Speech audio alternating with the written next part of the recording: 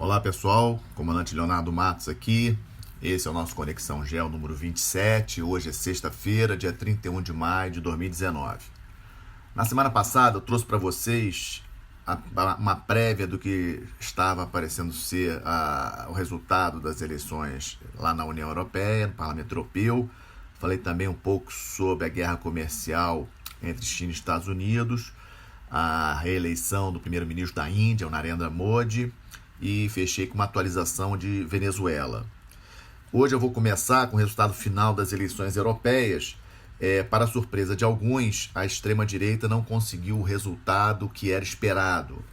A direita, tanto a extrema-direita como os populistas, eles cresceram em número de assentos no Parlamento Europeu, com alguma preocupação, principalmente França e também Itália, onde o número percentual de votos para esses partidos mais à direita realmente foi grande.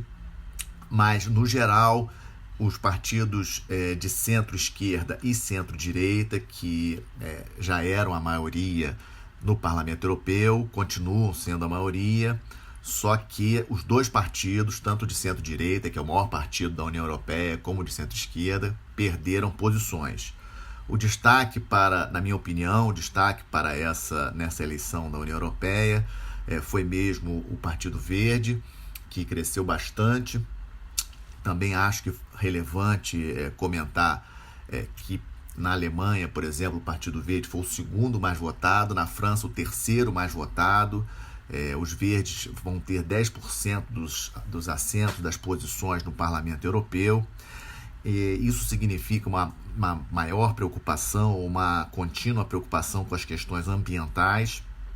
Com certeza o resultado dessas eleições não agradou a Rússia, que tinha interesse que os partidos contrários à União Europeia fossem, digamos assim, vencessem, tivessem um resultado melhor nas eleições, o que acabou não acontecendo como eles esperavam. Outro detalhe que também chama a atenção para essas eleições foi o número de pessoas que efetivamente foi votar. Lembrando que as eleições para o Parlamento Europeu elas não são obrigatórias na Europa, e números melhoraram bastante em termos de presença de eleitores, principalmente a Alemanha e Espanha, os dois países com mais de 60% dos eleitores que tinham condições de votar compareceram às urnas.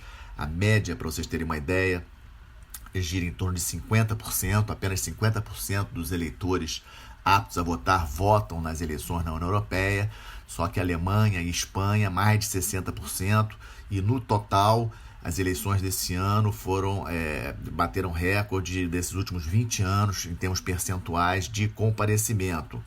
Acho que os jovens, principalmente preocupados com as questões ambientais, essa é também a análise de alguns especialistas no tema, foram às urnas e votaram principalmente pelo Partido Verde.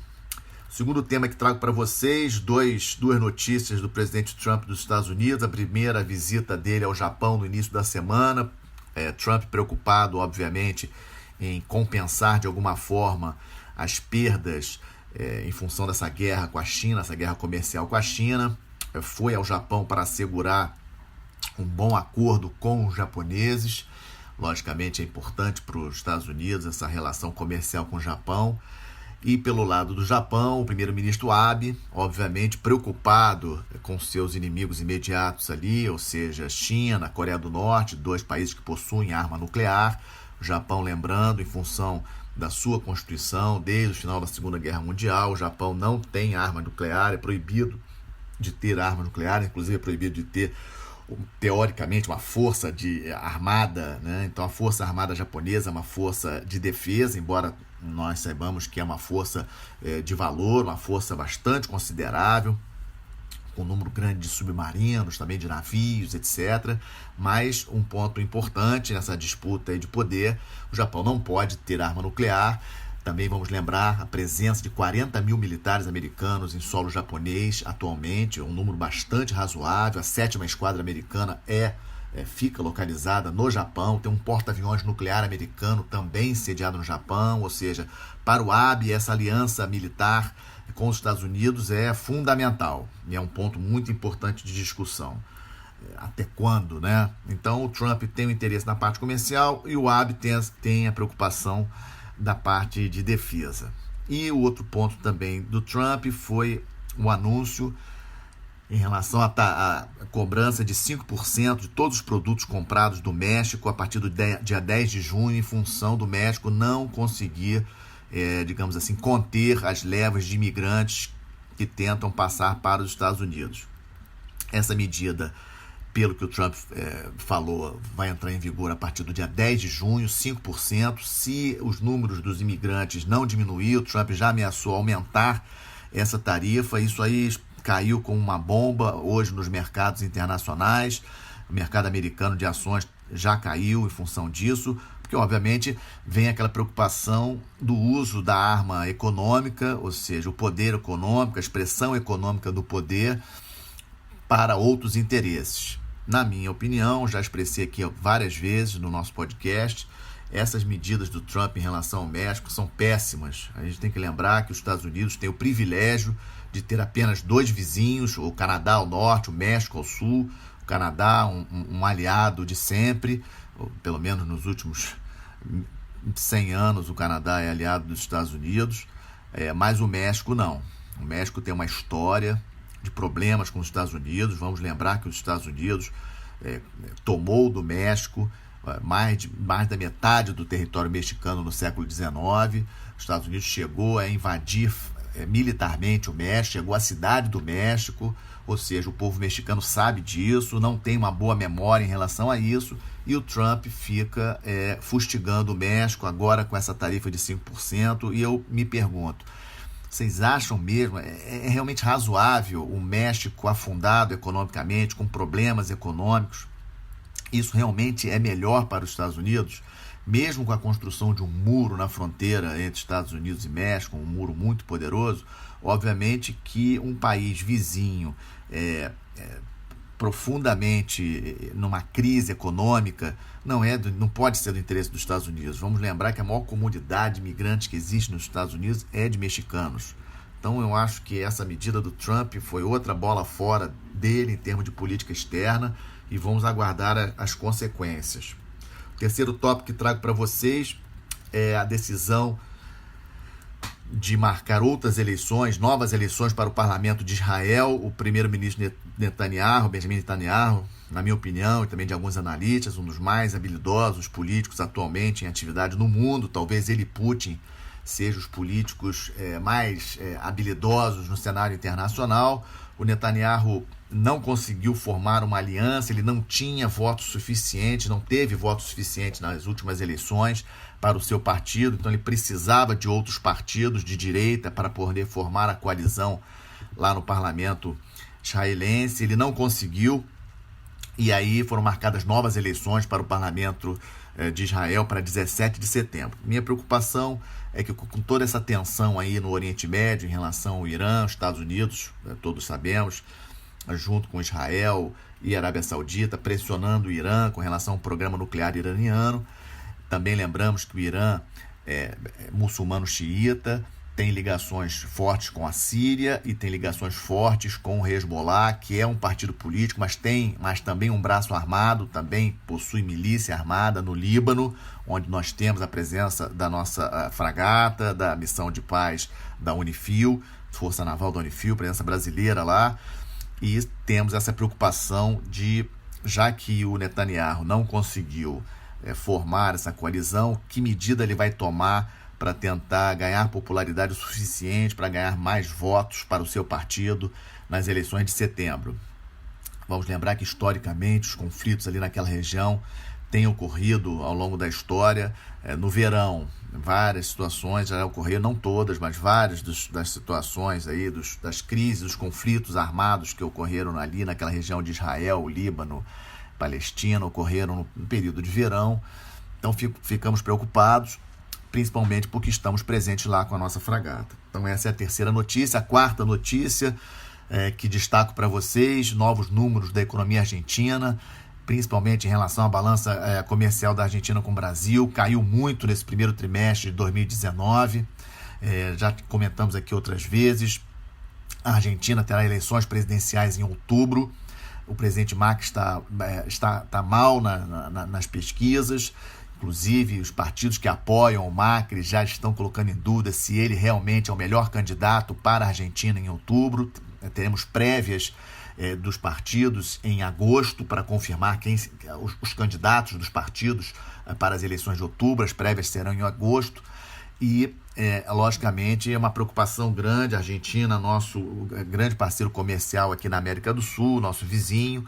Os números da economia argentina são péssimos, linha de pobreza, 32% da população argentina são considerados pobres, e chama a atenção que na província Nordeste, a província que faz fronteira com o Brasil, ali Corrientes, ali nas proximidades do Paraná, Foz do Iguaçu, etc., esse número vai a 40% de pobreza, de pobres, ou seja, péssimo para o Brasil. Então vamos continuar acompanhando de perto a situação da Argentina. Essa semana o presidente Bolsonaro visitará Buenos Aires, visita oficial marcada para dia 5 e dia 6, mas a situação na Argentina realmente continua bastante preocupante. Como eu tenho sempre feito, trago algumas notícias militares. No sábado, a Rússia lançou mais um grande navio quebra-gelo nuclear, de propulsão nuclear. A previsão é que ele entre em operação a partir de 2021. Também o plano do presidente Putin é realmente ter o controle da rota norte, aquela rota que tem, em função do degelo, tem se aberto no verão, ali no Ártico, e obviamente com um número elevado de quebra-gelos, ele consegue, a ideia dele é conseguir garantir essa rota de navegação importante, aberta o ano todo. O plano do Putin é ter, em 2035, 13 quebra-gelos de grande porte, mais de 20 mil toneladas, sendo que 9 com propulsão nuclear. Isso para vocês terem uma ideia do tamanho, desse plano do Putin em relação ao Ártico, que é um espaço geopolítico cada vez mais importante. Para a semana que entra agora, para a próxima semana, continuamos muito preocupados com a situação na Líbia. O Haftar, o general Haftar, que é o grande, digamos assim, o líder das forças do leste da Líbia, já está com suas forças, já está dentro de Trípoli, capital da Líbia. Teve um encontro com Macron, muitos viram contra, não viram com bons olhos esse encontro. Na prática, já falei isso aqui outras vezes, o Haftar está tendo sim apoio dos principais países para tentar unificar a Líbia. Lembrando que a Líbia, Primavera Árabe, 2011, Gaddafi morto, desde 2011 a Líbia não conseguiu se acertar e, infelizmente, tudo leva a crer que com um ditador, o Haftar parece que será um ditador, o general Haftar parece que será um ditador, com apoio do Egito, com apoio de França, com apoio de Reino Unido, Estados Unidos, Rússia. Não estou vendo outro caminho. Ele vai acabar conquistando Trípoli, conquistando o comando do país como um todo, mas sob uma ditadura. Vamos aguardar.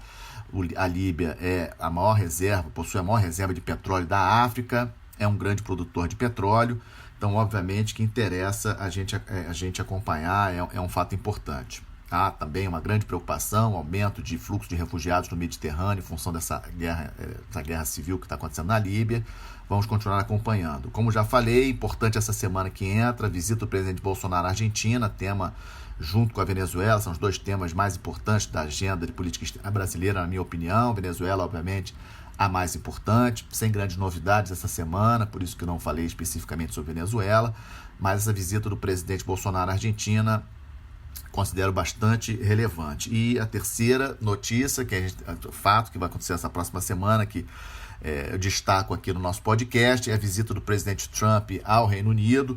Ele estará em Londres na segunda-feira agora, dia 3, vai ficar lá de segunda a quarta-feira. É importante destacar que em toda a história será o terceiro presidente americano a fazer uma visita de Estado ao Reino Unido. Isso aí não é pouca coisa, isso aí mostra como que o Reino Unido está preocupado com essa sua saída da União Europeia. É a necessidade agora, ainda mais, do Reino Unido ter os Estados Unidos como um aliado, mesmo com todos esses problemas. Já temos vários sinais de protesto em relação a essa visita do Trump, esperadas várias manifestações da população contra o Trump. Ele é muito impopular no Reino Unido, mas o país precisa dos Estados Unidos. Então essa é uma questão assim, bastante interessante a gente acompanhar, e a visita que começará na próxima semana, segunda-feira, é sem sombra de dúvidas, um dos destaques da próxima semana. Então esse foi o nosso podcast número 27. Agradeço a atenção de todos, um bom final de semana e uma boa semana. Lembrando que estamos não apenas no YouTube, mas também com página no Facebook e também no Spotify. Obrigado.